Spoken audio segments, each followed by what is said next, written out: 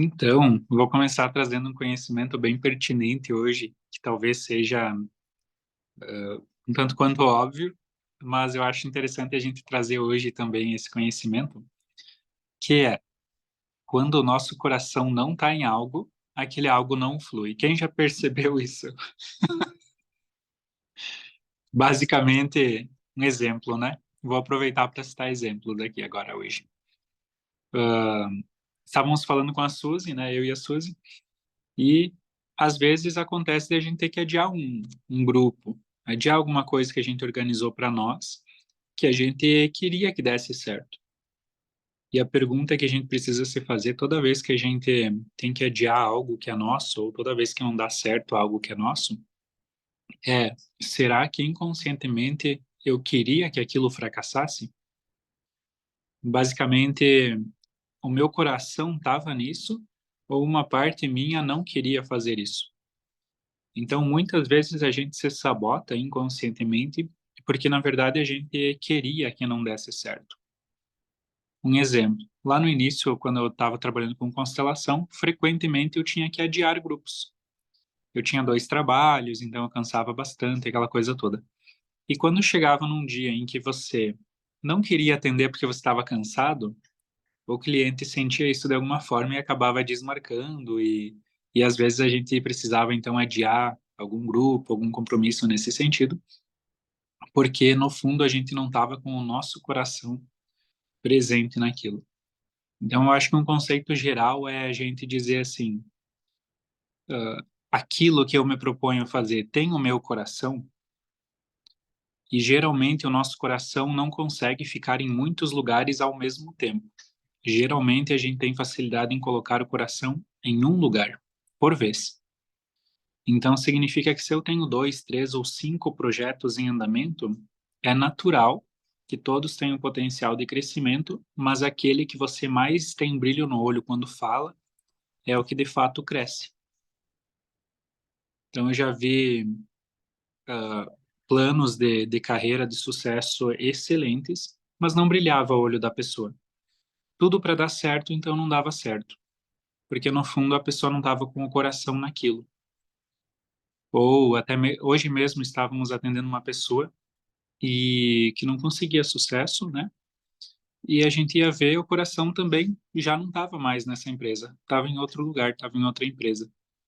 Então, às vezes a gente acha que tem que garantir, vamos supor assim, um subsídio para dar um passo e trocar de empresa, mas se o nosso coração já está na outra empresa, a vida na verdade vai tirar recursos da empresa atual.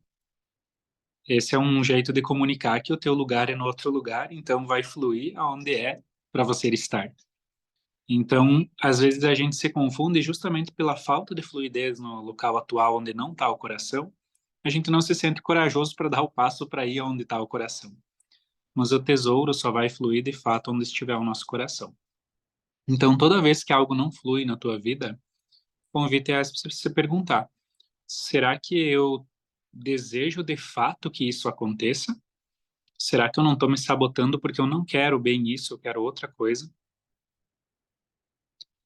E tá tudo bem o coração estar em um local onde é menos rentável, mas se o teu coração tá lá, toda a tua energia tá lá, tu vai conseguir dar um jeito através da tua criatividade, energia feminina, né, que traz a criatividade, conexão com mãe, fazer aquilo dar um jeito de encontrar soluções e crescer, mesmo a princípio parecendo ser o lugar menos rentável. Esse é o grande convite, então. Outro convite é: muitas pessoas, muitos de nós têm medo do sucesso, porque a gente sabe que com o sucesso que vem, aumenta nosso grau de responsabilidade também.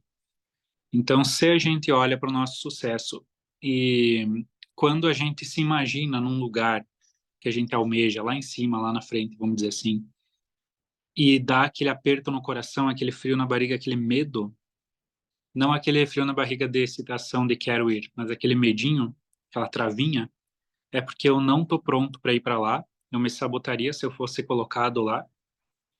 E talvez eu ainda não seja uma pessoa que consiga sustentar aquele volume de ganho financeiro que aquele lugar vai oferecer.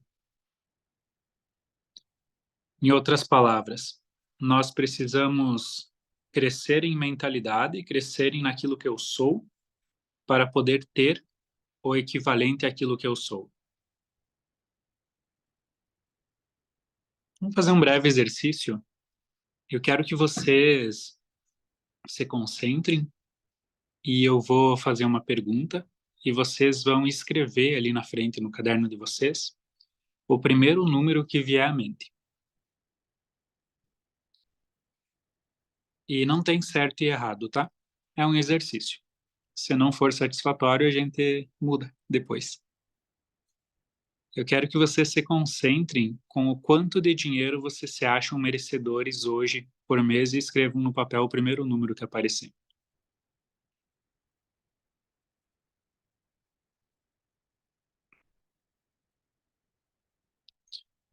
E aí, para surpresa de muitos, às vezes a gente coloca um número lá que é menos do que a gente recebe e ganha mensalmente. Se esse for o caso, a chance de a gente estar espiando o montante que sobrou é muito grande, gastando em coisas superficiais, não segurando aquele dinheiro.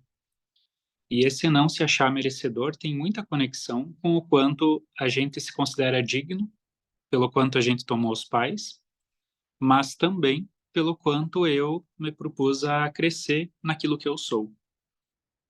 Agora, se você ganha 10 e o número que vem na tua cabeça é 30, quer dizer que você tem potencial em desuso. Muito provavelmente você está num processo em que está oferecendo menos do que aquilo que você pode, talvez por alguma lealdade inconsciente, talvez por consciência pesada, né? A culpa que dá quando a gente se move para mais.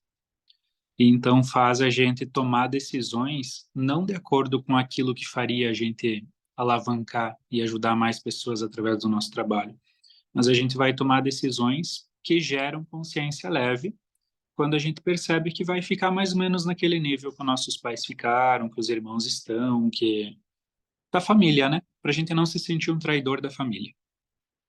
Então a gente precisa verificar esses pontos importantes e perceber. Se eu coloquei lá o número e que bateu com aquilo que eu estou fazendo hoje por mês, então talvez eu consiga estar equilibrado nessa sensação, mas eu preciso me desenvolver mais para aumentar esse número. Tem um exercício que a gente faz presencialmente, até faz tempo que eu não faço, mas basicamente é um exercício muito simples. Era ver o quanto você considera, o montante que você considera suportar ganhar por mês. E era muito legal de ver no campo, porque se a pessoa nos entregava, né, aquele montante por mês, às vezes a gente se sentia pesado recebendo. E quanto mais dinheiro no exercício a gente imaginava recebendo, mais pesado a gente ficava. Então a gente sabe que passou do nível que você se considera merecedor daquilo. Merecedor não é a palavra que eu mais gosto, né? Mas só para a gente entender. Então talvez eu esteja em lealdade, talvez eu ainda esteja preso na história da família. Precisamos então ser ao de 1 milhão, como, né, como diz o ditado, para depois ter 1 milhão. Porque se a gente pega uma pessoa aleatória, se a gente pegar um Ângelo da vida e, e bota num lugar onde ele ganharia 2 milhões por mês, mas ele teria que gerir essa empresa que fabrica 2 milhões por mês. Quanto tempo o Ângelo levaria para, na mentalidade atual, tomar decisões do meu jeito que fariam a empresa decair até ficar no meu nível? Não vai tanto tempo não, né? Então, é aquela velha história. Todo mundo diz que gostaria de ter uma Ferrari. Dá uma Ferrari para alguém. Quantos meses até a pessoa entrar em processo de falência por causa da Ferrari? A pessoa não pensa nos arredores, né? Então, a gente precisa antes ser e nos construir para aquilo, para que depois a gente tenha. Outro fator importante é, tem uma moeda muito valiosa no mercado de trabalho que não é o dinheiro, que é o quanto a gente é agregado de valor dentro daquele trabalho, daquela profissão, talvez pelo nosso chefe. O quanto você sente que está aprendendo e crescendo dentro do teu trabalho. Essa moeda, na minha opinião, capital intelectual, como a gente chama, vale mais do que dinheiro. Porque vamos supor que a Elisandra é advogada, tem um escritório de advocacia, e vai crescendo, e então fatura 100 mil por mês. Só que daí acontecem algumas mudanças bruscas no cenário global, mundial, e, e cai por terra a necessidade dos serviços, e aí todo mundo fica sem serviço, e aí fechou o escritório, não tem mais o que fazer. Se ela, ao longo da trajetória dela, acumulou capital intelectual, ela vai se transformando numa pessoa melhor a cada dia porque ela está crescendo dentro do trabalho. No momento em que ela é obrigada a sair de lá, ela dá conta de chegar aos mesmos 100 mil em outra empresa ou construindo outra empresa, talvez até em outra área da vida. Porque ela é uma pessoa de 100 mil. Tá fazendo sentido? Então é isso, né? A gente vai crescendo, a gente vai se transformando dentro daquilo. Por isso que a gente não foca no dinheiro, a gente foca no quanto a gente pode crescer.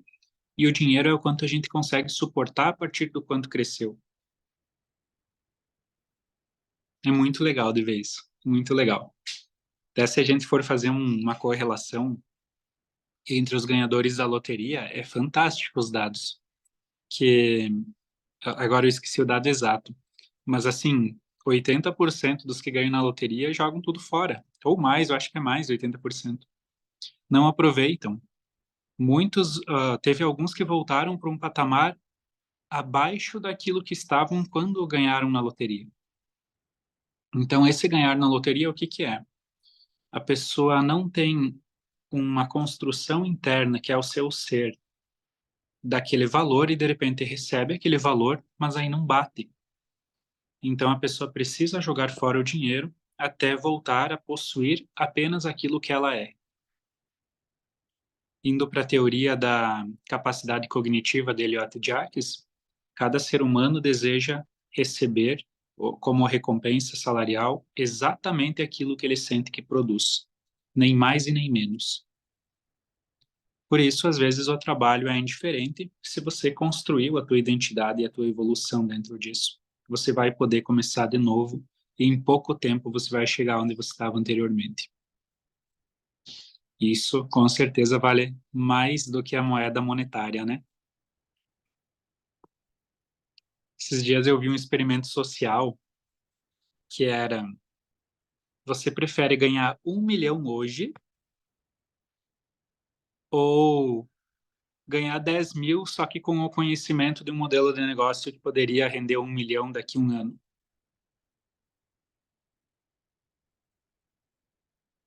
O que que vocês escolheriam, será?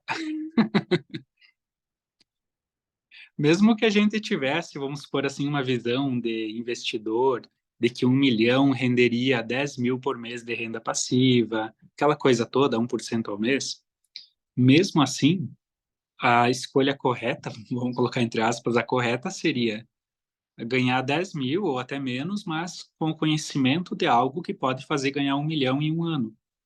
Porque esse conhecimento que geraria 1 milhão em um ano, geraria mais 2 ou 3 milhões em 2 anos. Então, às vezes, a gente se preocupa tanto com o número, tanto com a curto prazo ou com o exato daquilo, que a gente esquece que o capital intelectual é o bem mais valioso que a gente pode usufruir. Usufruir ter, né? Um outro contexto muito importante para nós sabermos é os juros compostos. Juros compostos, a curto prazo, a gente não vê muito resultado, mas a longo prazo é incrível o resultado dos juros compostos. E surgiu um novo termo agora: juros compostos sobre capital intelectual acumulado. Lindo, né? Seu nome é para dar para a filha. Juros compostos sobre capital intelectual Lavorati Pitch. Já pensou, Suzy? Porque o conhecimento também se acumula e rende uma espécie de juro composto. Porque a gente vai adquirindo conhecimento aqui, e a gente adquire conhecimento em outro curso, em outro setor, de economia, de terapia, de espiritualidade. Só que a gente não vê como aquilo se une num primeiro momento. Mas, de repente, uma percepção que veio da espiritualidade, um conhecimento que veio da espiritualidade, e então no curso de constelação encaixou uma pecinha e tu fez uma correlação. Teus neurônios se conectaram. De repente você foi para filosofia interna, né? Tu foi para águas desconhecidas na tua mente.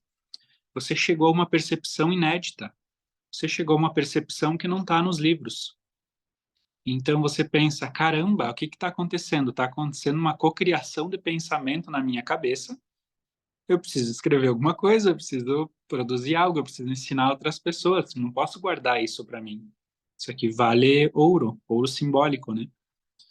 E isso é juros compostos sobre capital intelectual acumulado, porque a gente vai aprendendo, só que a gente não tem noção do efeito cascata que isso gera na nossa cabeça, e lá na frente a gente vai poder fazer coisas complexas com uma facilidade, como se a gente tivesse feito a vida toda, sem se dar conta que tudo isso teve como start os meus hábitos diários de assistir um vídeo sobre empreendedorismo no YouTube, os meus hábitos de assistir a aula de um constelador louco lá de Passo Fundo, os hábitos de juntar conhecimento. E isso tudo no longo prazo não tem como mensurar. Fazendo uma correlação, relacionamento de casal constelação. Eu vi muitas vezes no campo quando um do casal paga a faculdade para o outro. A dívida que se cria na alma é muito grande. Se a pessoa pegasse aquele dinheiro e entregasse para o cônjuge e dissesse, ó, é presente, 50 mil, sei lá, deve ter alguma faculdade que tu gasta em média 50 mil, né? Vamos supor que ela dê 50 mil para o marido e diga, ó, presente para você, faz o que tu quer. Ele vai lá e compra um carro. Tem um peso na alma. Se ele pega os 50 mil e compra uma faculdade, tem outro peso. Na alma, é como se não fosse só 50 mil. Porque a pessoa vai aprender um novo ramo no mercado de trabalho, vai trabalhar e aqueles 50 mil vão multiplicar em 100, em 150, em 200. É como se ela tivesse dado a ele muito mais. O que eu estou dizendo é, desequilibrou muito mais. Ele precisa fazer muito mais para ela para compensar agora tudo que ela fez por ele. Por isso é bem desafiador quando um cônjuge paga faculdade para o outro, de equilibrar novamente.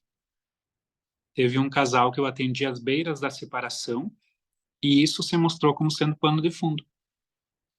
Então, quando eu comuniquei a ela, né, que era esse o plano de fundo, o marido tinha pagado faculdade para ela disse, não, vamos resolver isso aí para já.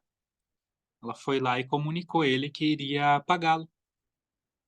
Ela disse, eu ainda não posso pagar agora, mas tu fica tranquilo que não foi presente. Eles fizeram até um simbólico, né, num papel que não valia nada. É um simbólico, eu vou te devolver, tanto assim, combinaram, né? E a sensação que deu é que depois disso o casal equilibrou, porque foi falado em voz alta, foi posto no papel que não ia ser presente.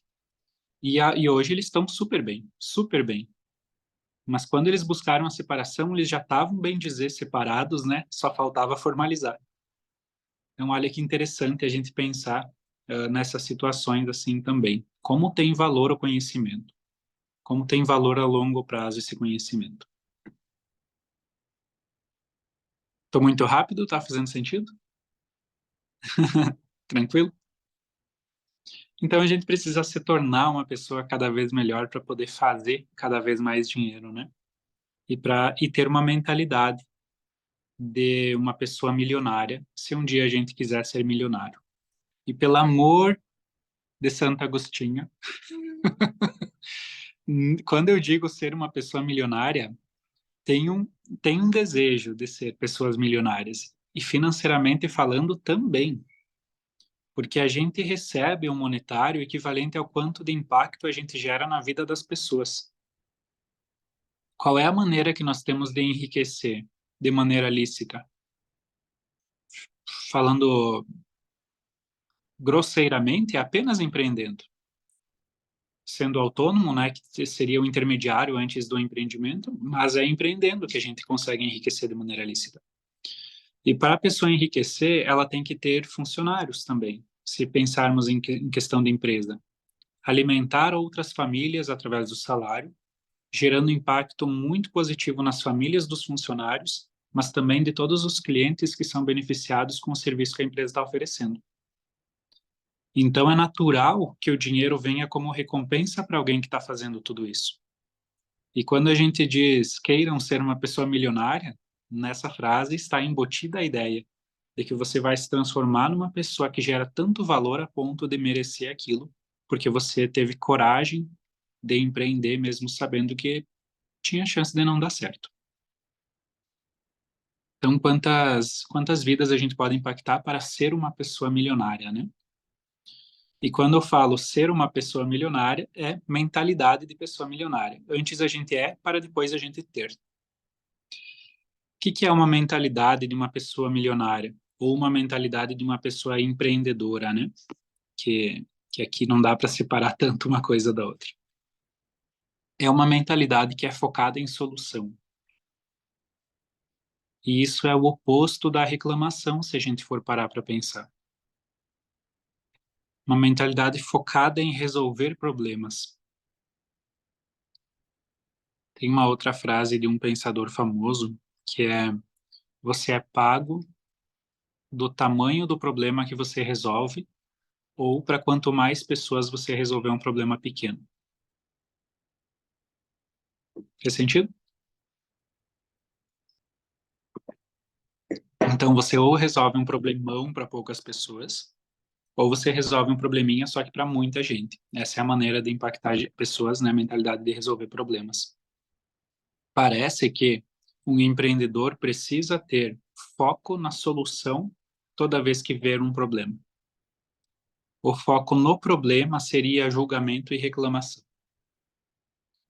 O foco na solução força a minha mente a criar conexões neurais para buscar alternativas referente àquilo, e eu me torno mais inteligente justamente por estar treinando minhas conexões neurais a buscar soluções.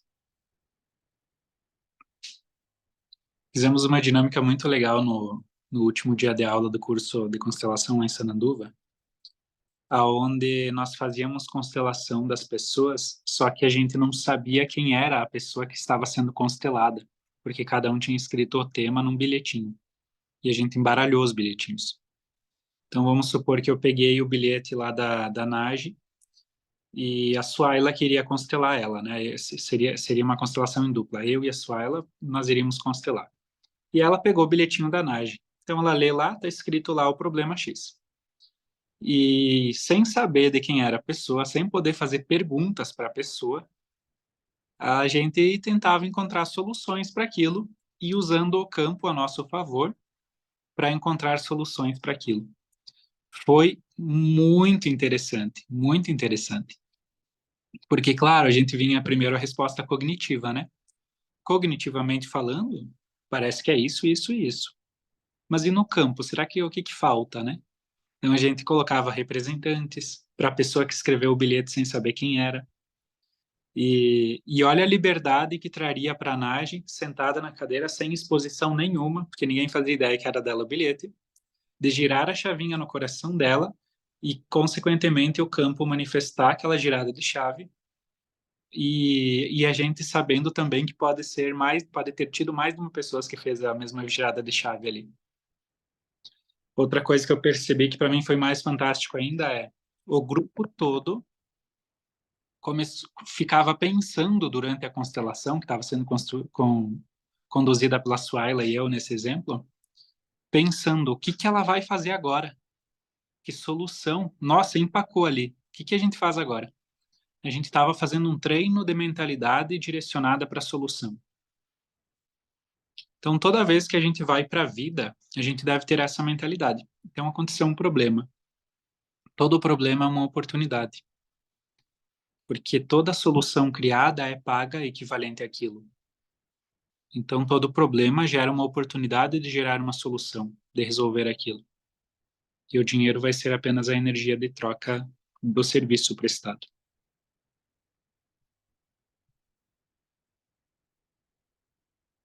Óbvio e necessário, né? Então, quando eu julgo alguém, eu estou procurando um culpado. Então, isso é o oposto de achar a solução. Ou focando no problema, né? Nossa, a prefeitura não arrumou esses buracos. Ou quanto buraco que tem por causa da chuva. Então, isso é foco no problema. O que seria foco na solução? Pensar de uma maneira mais ampla, né?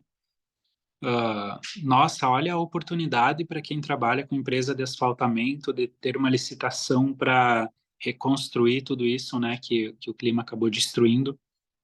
Esse pensamento, e se eu for a ponte entre uma empresa e os órgãos públicos que são responsáveis por essas vias? E a ponte costuma ganhar 10% nas licitações, conforme, né, o modelo, conforme o sistema. Então a gente olha o foco na solução. Será que a gente não está deixando oportunidades passar porque a gente está olhando só para o problema, né? Então isso é uma habilidade treinável.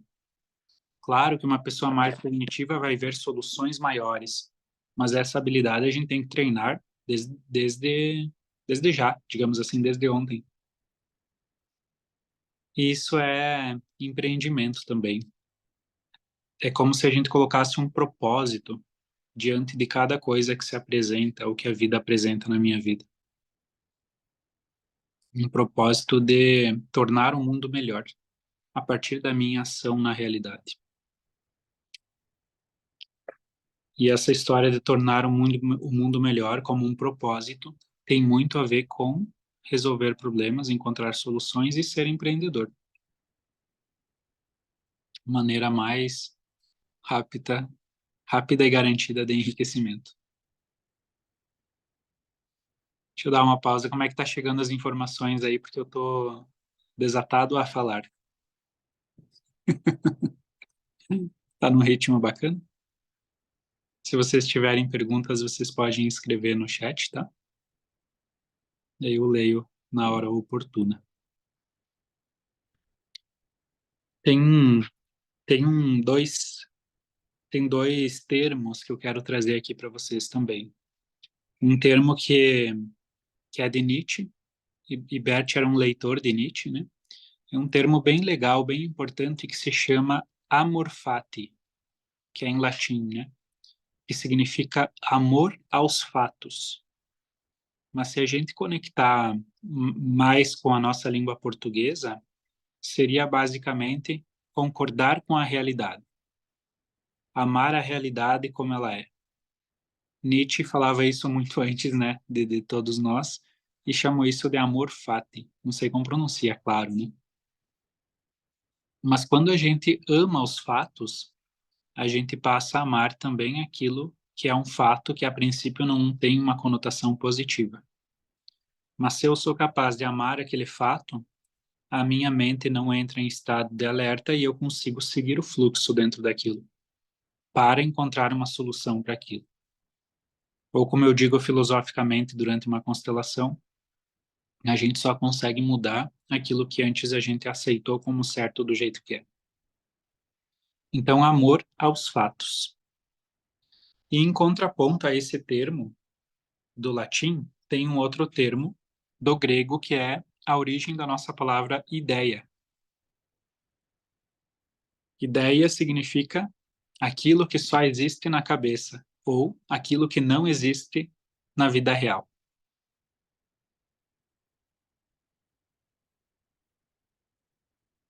Certa vez eu estava fazendo um curso e meu professor disse: Sabe qual é o lugar mais rico do mundo? É o cemitério. Não porque tem dinheiro lá, porque as ideias, que é o valor, o capital intelectual, as ideias não colocadas em práticas estão todas lá. Podia ser a pessoa mais milionária da face da Terra. Se não colocou em prática, essa ideia vai para o cemitério junto. É o lugar mais rico do mundo. É o lugar onde jazem todas as ideias não colocadas em prática. Ideia traz uma conotação de desconexão com a realidade. E amor fati, né, ou conexão com a realidade, é aquilo que faz a gente andar e de fato fazer. Uma solução na nossa cabeça não vale nada. Mesmo que seja uma ideia de milhões, não vale nada. Mas uma solução posta em prática, essa sim. Lembra o que eu falei na primeira aula? A vida recompensa os corajosos. E é preciso ter coragem para colocar uma ideia no mundo real, testá-la, né? Por isso que modelo de negócio a gente faz antes um MVP. Também como uma certa proteção, né? Porque nem todo mundo tem toda essa coragem. O que é um MVP? Tu cria dentro daquilo que você estruturou uma amostra daquilo que você vai oferecer depois. Você coloca em prática o teu produto, o teu serviço para algumas poucas pessoas, para ser testável se você é bom, se for um serviço, no caso, e para ver se a pessoa gosta, se as pessoas gostam daquilo. Que de nada adianta também na tua cabeça ser maravilhoso, mas as pessoas dizem, ah, é maravilhoso para tu, não para nós. Então, tu testa, isso é mínimo produto viável, né? Tu coloca em prática uma ideia e então colhe os feedbacks. Feedbacks são positivos? Perfeito. Vamos aumentar isso e testar de novo. Feedbacks são negativos? Ajusta nesse momento até que pouca gente conhece, depois você lança para mais pessoas. Então, você testa teu MVP para um público, colhe feedbacks, ajusta e aí sim estrutura num modelo de negócio para colocar isso em prática empreendendo. Uma média, uma média baixa, tá? É que em 6 meses que você constrói uma empresa, é natural que haja prejuízo, que você vai ter que investir. E 6 meses é o período que você consolida, para depois começar a dar lucro. Tem empresas que dão lucro já no segundo? Tem, mas não é o mais natural, vamos dizer assim, né? É natural que a gente possa ficar 6 meses sem ganhos quando a gente monta um negócio. Por isso é tão importante aquela reserva de emergência também, né? Que nos dá a liberdade de poder fazer isso. Então a gente testa o MVP, investe porque a gente acredita na ideia e coloca em prática com coragem, focada na solução, porque o cliente vai ter uma dor e você vai oferecer uma solução a partir daquilo que você está fazendo. Ou o mundo vai ter uma dor e você vai gerar uma solução a partir daquilo que a empresa está fazendo.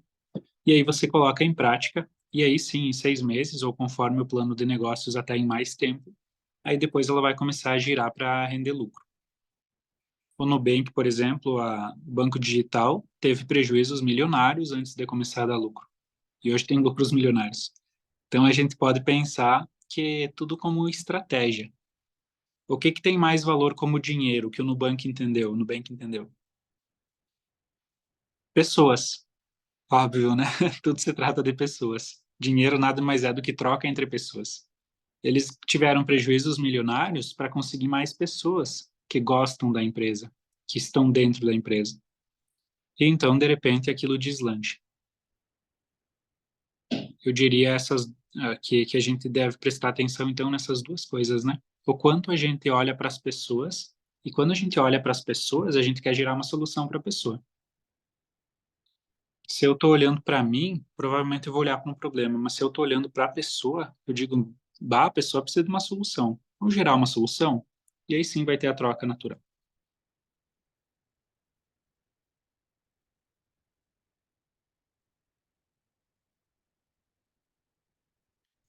Não sei se as caras de vocês são de pensantes, que eu tô bem racional. Então, amor fati também, se a gente for trazer ainda naquela conotação, é colocar na realidade.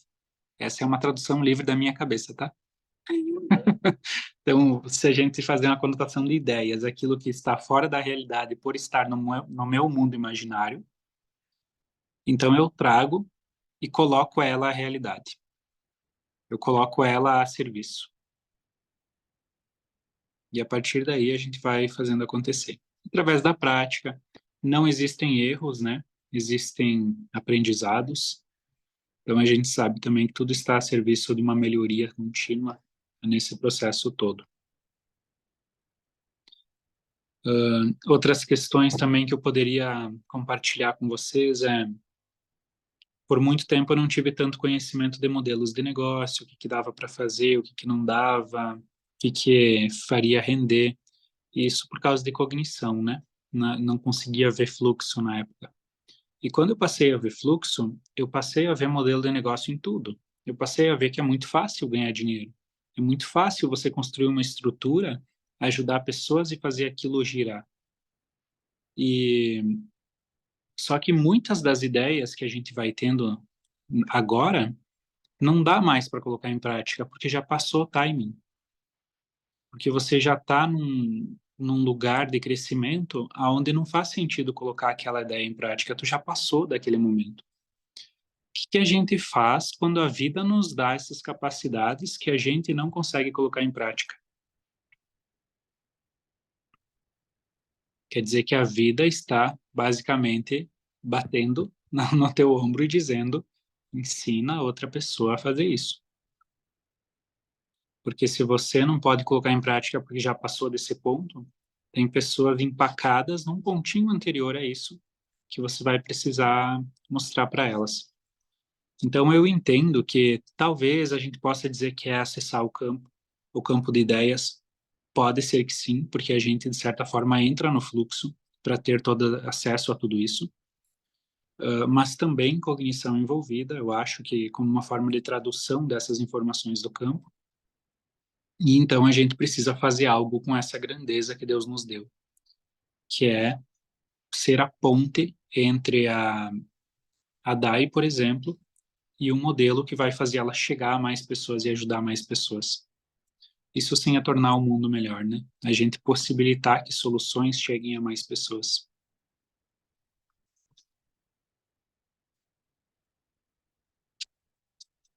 Questo? E como tudo se trata de pessoas, a gente precisa desenvolver habilidades empáticas mais até do que habilidades técnicas. O que a gente mais vê? Pessoas formadas em faculdade, pessoas com doutorado ganhando menos do que youtubers. Tem muitas pessoas com doutorado ganhando pouco, muito menos do que mereceriam, vamos dizer assim, né? O pouco pode ser que não seja tão pouco assim também. Mas essas pessoas que estão ganhando pouco, tendo tanto estudo, despendendo anos da vida para pesquisar algo, para evoluir em algo técnico, talvez as pessoas não consigam se conectar com aquilo, porque precisa trazer aquilo que ainda está mais aqui no mundo das ideias e colocar, encostar no chão, aterrar, colocar na realidade e realmente traduzir aquilo em um benefício prático para as pessoas. Então, claro, temos que ter pessoas que vão no técnico até o limite, mas então essas pessoas vão precisar de outras pessoas que não têm estudo, mas que têm habilidades de comunicação para ser a ponte entre o técnico e o real. Velho ditado: as pessoas são contratadas na empresa por habilidades técnicas, currículo, e são demitidas por faltas de habilidades comportamentais, que não sabem o mínimo, que é chegar no horário, que é ter empatia, tratar bem um cliente. Então, o que vale mais na nossa sociedade? O que está valendo mais nesse momento são habilidades de conexão com as pessoas, habilidades de fazer amizade com as pessoas, de gerar confiança, de realmente uma postura de querer ajudar. Essas habilidades de comunicação, de interação social, por incrível que pareça, estão escassas. E essas pessoas vão ser mais bem pagas. Que quanto mais raro você é, mais bem pago você será. E apesar de a gente viver num mundo, vamos dizer assim, superlotado de pessoas, as pessoas estão distantes, estão distraídas, estão em mundos imaginários, mas quem então vai ter a raridade de ser a ponte entre essas pessoas e o mundo real vai ser pago por isso. Habilidade de comunicação. Habilidade de fazer amizade soa ridículo, mas os profissionais mais bem pagos são os que mais sabem fazer amigos.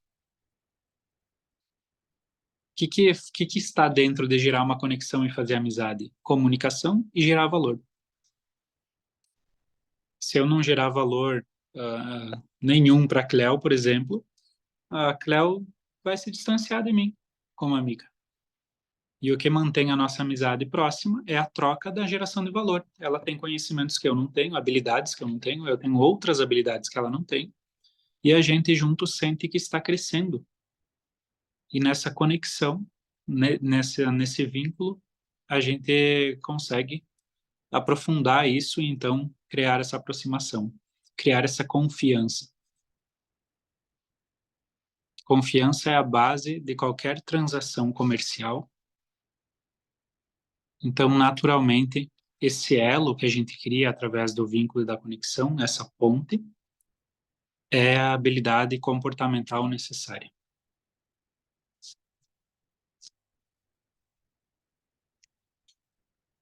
Faz sentido?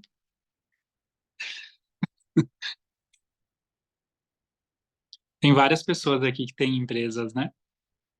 E, e eu vi que vários concordaram com a cabeça quando eu disse que as pessoas são demitidas por habilidades comportamentais, né? Por falta de habilidades comportamentais. Não é por não saber.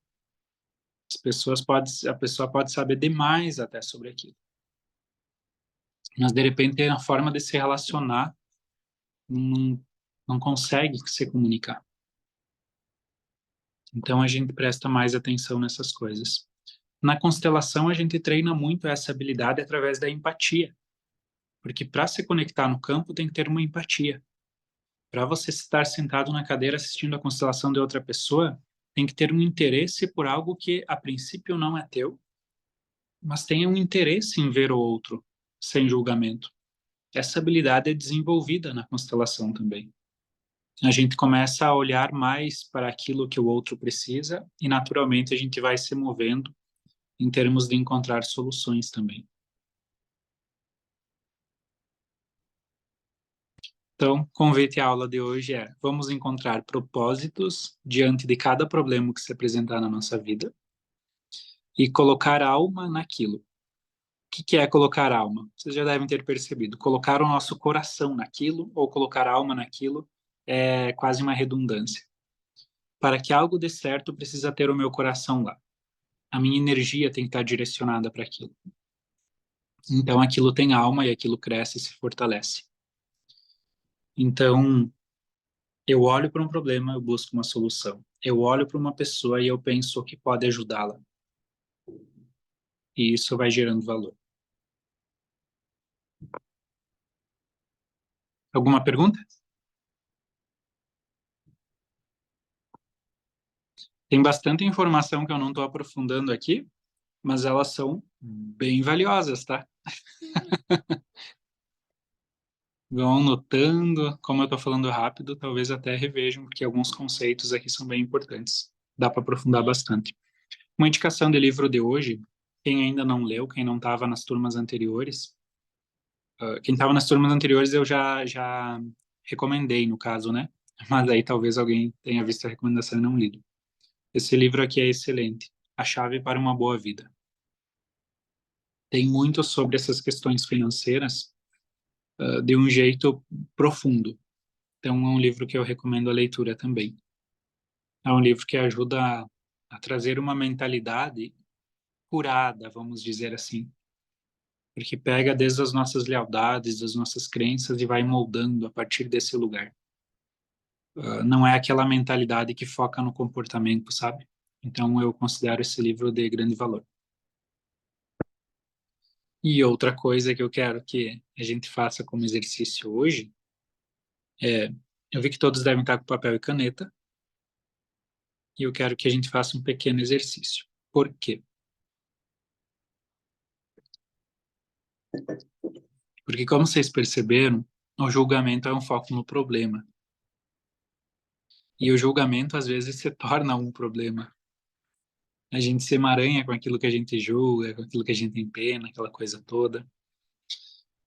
Quando eu julgo uma pessoa, eu vou criar na minha mente uma imagem de que eu não posso ser igual àquela pessoa, porque aquela pessoa é má e eu sou uma pessoa boa.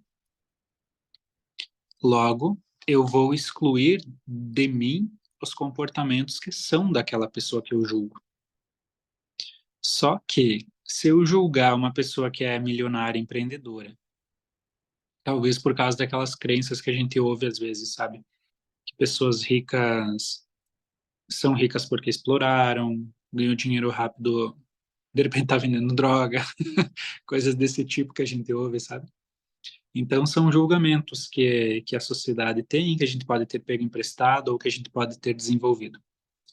Então, se eu julgo uma pessoa que é dona de uma empresa e de repente eu crio uma empresa e a minha empresa começa a prosperar, inconscientemente eu não vou querer chegar no sucesso porque então eu seria igual àquela pessoa que eu julguei. A minha mente então vai criar um processo de dissonância cognitiva. Esse é o nome técnico.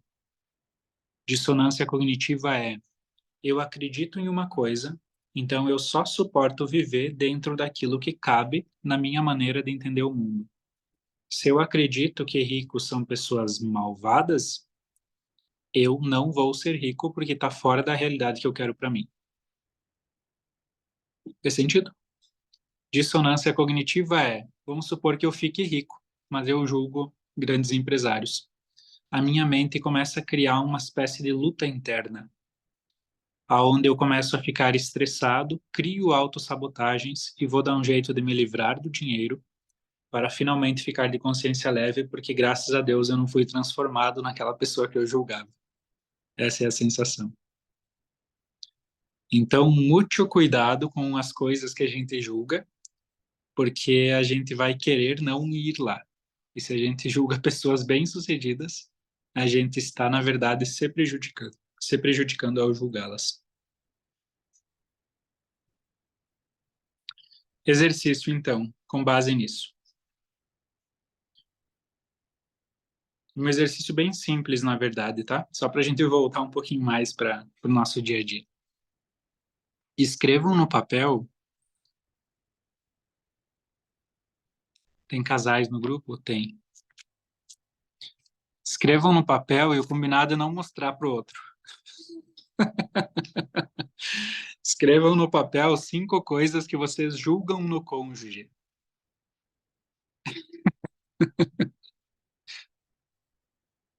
Quem não tem cônjuge faz o quê?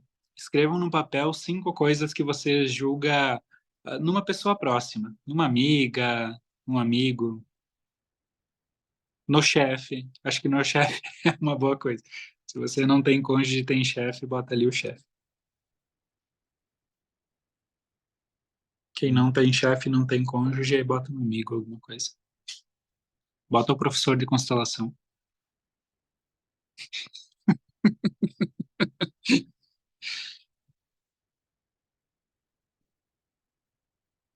O professor da alquimia, né? Hoje é alquimia.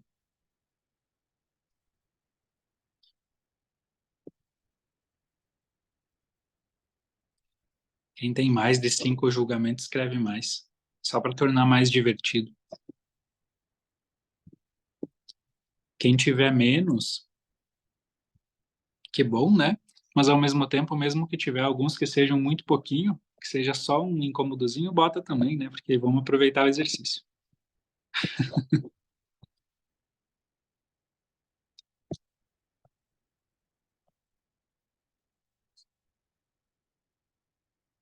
5 coisas que a gente julga no cônjuge. Terminaram? Não? Também tu não para de falar, né?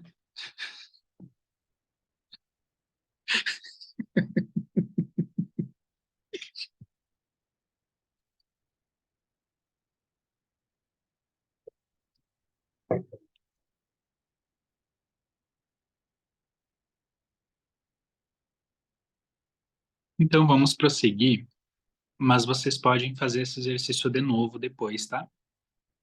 Ou podem fazer isso também só na cabeça de vocês, não necessariamente precisa escrever.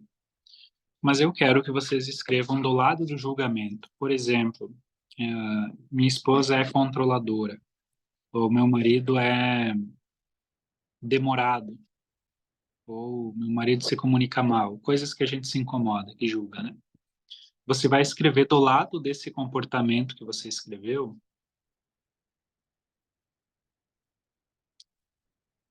quando você foi assim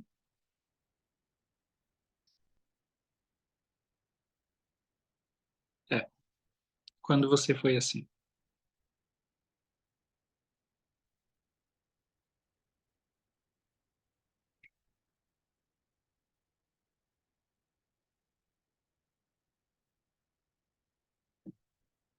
A gente se surpreende, viu?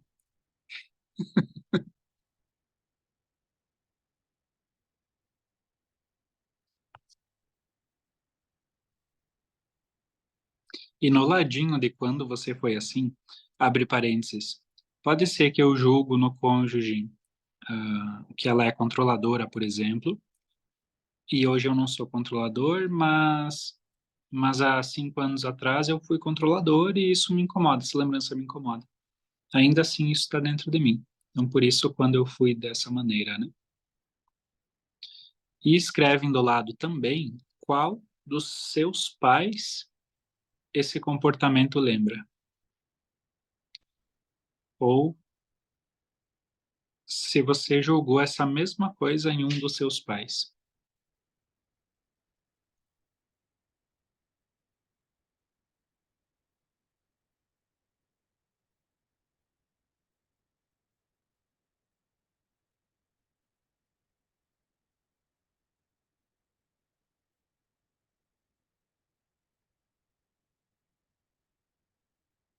Parece,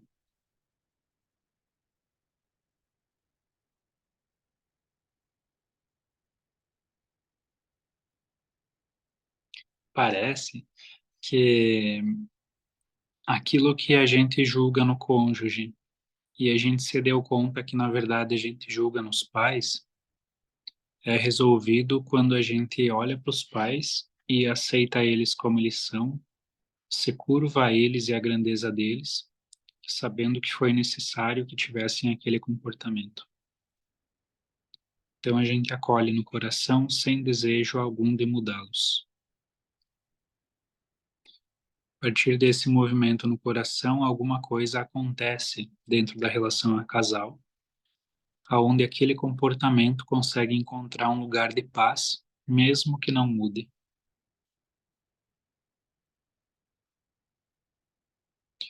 Se eu perceber que o que eu julgo no outro, eu também faço de vez em quando, ou eu fazia, faz parte do processo de cura, então. Que eu olhe para os meus pais que tiveram aquele comportamento ou que têm aquele comportamento e acolha. Depois eu olhe para mim e acolho também. A Cléo fez uma pergunta. Eu percebo em mim e não percebo nos pais. Então a gente olha para nós mesmos, né? É como se olhasse no espelho, ou olhasse para a criança interior, ou olhasse para uma versão tua, como se desse, né, para colocar você de frente para você mesmo e aceita a si do jeito que você é, sem tirar nem pôr, sabendo que você precisou ser assim.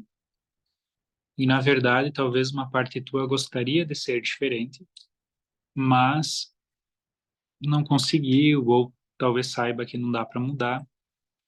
E então a gente usa o outro para atacar aquilo que está em nós.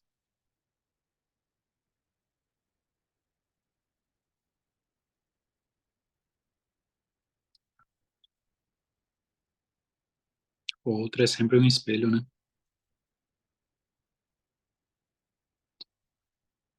Então o outro sempre é tomado a serviço. Mas enquanto eu julgo o outro, eu também fico preso, cristalizado naquilo em mim que é igual àquilo que eu estou julgando. E isso cria também uma dissonância cognitiva, onde eu gasto energia interna como se eu estivesse brigando comigo mesmo o tempo todo.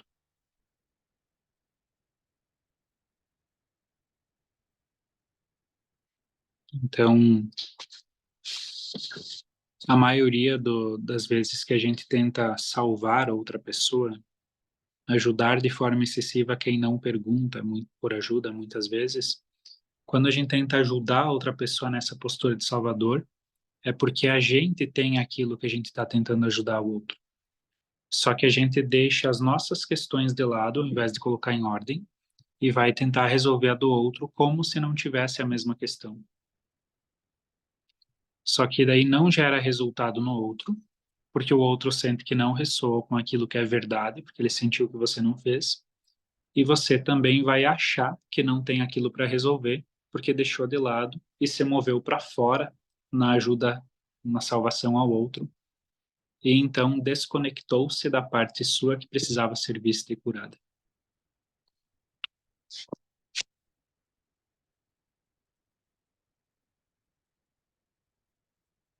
Um exemplo muito clássico e muito óbvio: se você atrai clientes vítimas, quem é a vítima?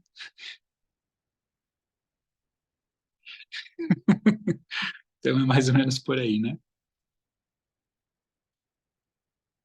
Então espero que esse exercício tenha trazido alguma clareza nesse processo de autoconhecimento, né? Que a gente vai desenvolvendo e que a gente busque sempre desenvolver a nossa habilidade empreendedora, a nossa mentalidade empreendedora de resolução de problemas, de buscar sempre um desenvolvimento em conhecimento e em habilidades sociais e em gerar conexão, em gerar valor. E tudo isso vai acabar impactando aos poucos, talvez num primeiro momento, mas gerando um efeito cascata, onde eu vou poder gerar grandes soluções para as pessoas ou para a sociedade, trazendo à realidade aquilo que antes só cabia nas nossas ideias. E isso também é nexo. Nexo, né, que é a palavra em grego que originou a palavra nexus da nossa empresa. Nexo significa conexão, conexão com a realidade. Os antigos diziam assim quando tu falava uma abobrinha, mas isso não tem nexo. Quem já ouviu isso? Minha família fala. Quando não tem nexo, está fora da realidade. Então, nexo é conexão com a realidade, ou seja, aquilo que é verdade.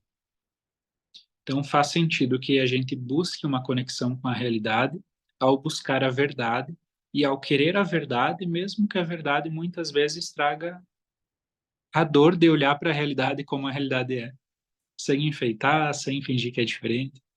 Então, essa busca pela verdade, essa busca pela conexão com a realidade, nos coloca os pés no chão e a gente fica firme para trilhar essa jornada da vida com essa mentalidade, sempre com um propósito, olhando para o futuro e tendo alma naquilo que a gente faz para gerar a vida para outras pessoas também, a partir de toda essa conexão. E que isso seja um mantra consciente ou inconsciente dentro do coração ou da mente de todos vocês a partir de hoje. Temos um combinado? Muito bem, amores e amoras. Hoje a aula foi curtinha, 1 hora. Quero que vocês escrevam, se não tiverem perguntas, né? Acho que vocês não têm porque eu pedi para ir escrevendo. Mas então escrevam aí a frase que tocou no coração de vocês hoje, embora tenha sido uma aula racional. Talvez alguma frase tenha fisgado a atenção de vocês de uma maneira especial. Ou eu percebi uma coisa na hora que tu falou aquilo, então escreve ali, compartilha conosco a sua percepção.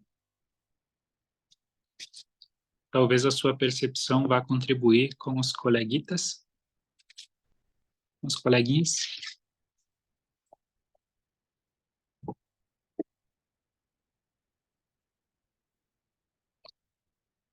Boa, Suzy. Precisamos antes ser para depois ter. Se a gente colocar na pirâmide, as crenças em forma de pirâmide, tem as crenças de posse, de merecimento e de essência. Então, tem as crenças de posse, eu não, de merecimento, né? Então, eu não mereço ter esse dinheiro, ganhar tanto. Crenças de essência, eu não sou capaz. Então, tem essa divisão também. No fundo, todos têm quase a mesma origem, né? Sofrimento gera recompensa.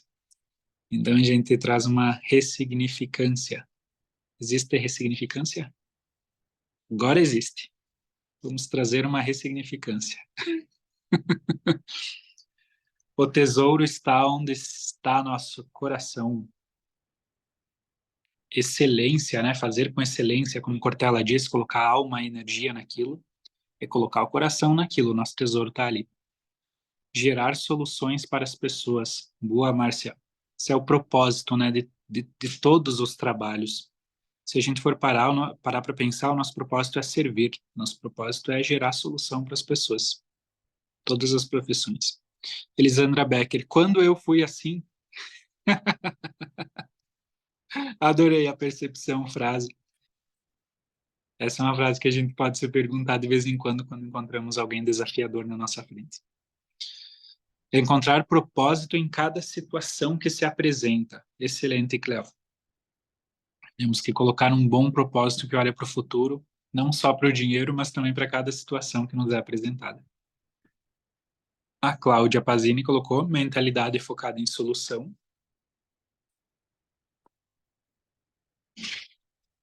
Mentalidade focada em solução. E o Douglas, reconhecer que aquilo que incomoda no outro, pois está refletindo uma parte de mim que quero excluir. Às vezes, olhar com esse senso crítico e atento, cauteloso e corajoso para aquilo que nos incomoda, com essa nexo, né, com essa conexão com a verdade que amo, então eu vou ter coragem de olhar para mim e vou dizer: fruta que caiu, eu sou igualzinho a essa pessoa que eu julguei. E então, a partir da percepção, a eureka, que diz eu sou igualzinho a você, eu consigo não mais excluir o outro e a partir disso gerando uma aceitação, a partir da aceitação gerando uma mudança. Fantástico. Amazing. Muito bem. Quem está no computador para tirar um print da nossa turma de hoje? Eu estou no celular, então se eu tirar um print vai sair só 6 carinhas.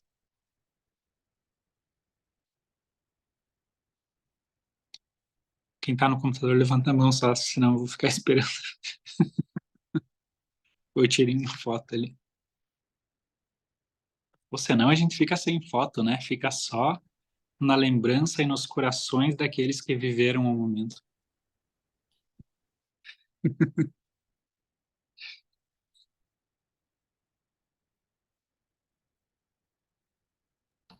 Ô, Nara, olha para a câmera. Vamos brindar só ela.